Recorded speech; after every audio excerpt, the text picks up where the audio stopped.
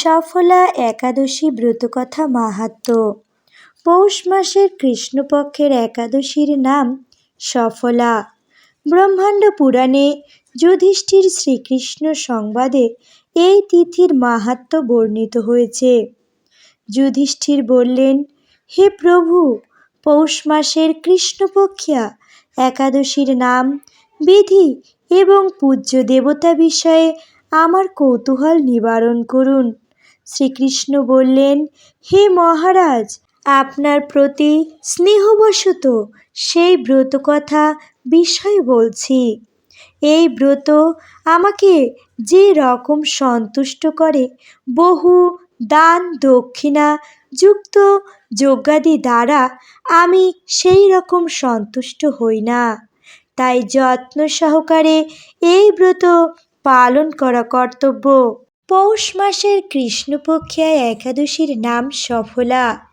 নাগদের মধ্যে যেমন শেষনাগ, পক্ষীদের মধ্যে গরুড়, মানুষের মধ্যে ব্রাহ্মণ, দেবতাদের মধ্যে নারায়ণ সর্বশ্রেষ্ঠ, তেমনি সকল ব্রতের মধ্যে একাদশী ব্রতই সর্বশ্রেষ্ঠ।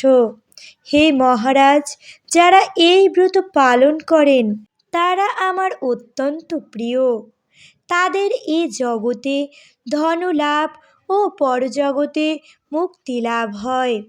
হাজার হাজার বছর তপস্যায় যে ফল লাভ হয় না, একমাত্র সফলা একাদশীতে রাত্রি জাগরণের ফলে তা অনায়াসে প্রাপ্ত হওয়া যায়। মহিষ্মত নামে এক রাজা প্রসিদ্ধ চম্পাবতী নগরে বাস করতেন।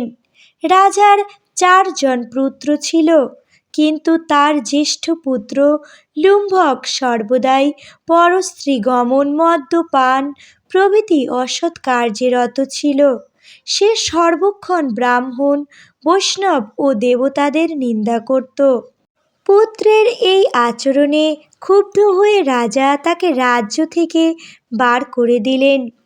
স্ত্রী, পুত্র, পিতামাতা, আত্মীয় স্বজন পরিত্যক্ত হয়ে সে এক গভীর বনে প্রবেশ করল।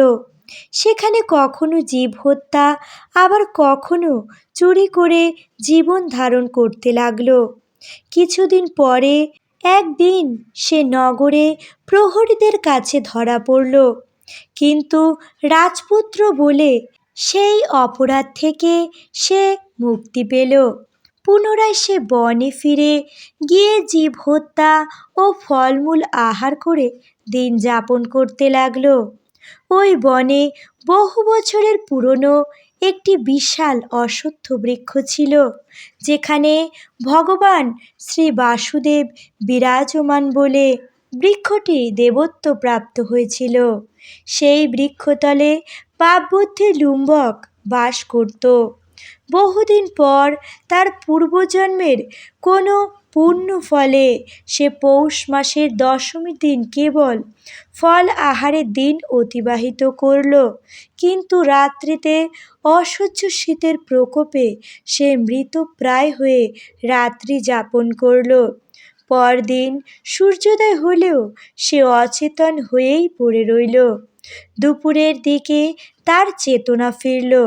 ক্ষুধা নিবারণের জন্য সে অতি কষ্টে কিছু ফল সংগ্রহ করল। এরপর সে বৃক্ষতলে এসে পুনরায় বিশ্রাম করতে থাকল। রাত্রিতে খাদ্যাভাবে সে ক্রমশ দুর্বল হয়ে পড়ল। সে প্রাণ রক্ষার্থে ঈশ্বরের উদ্দেশ্যে ফলগুলো নিয়ে, হে ভগবান, আমার কি গতি হবে বলে অশ্রুপাত করতে করতে সেই বৃক্ষমূলে, হে লক্ষ্মীপতি নারায়ণ, আপনি প্রসন্ন হন বলে নিবেদন করল।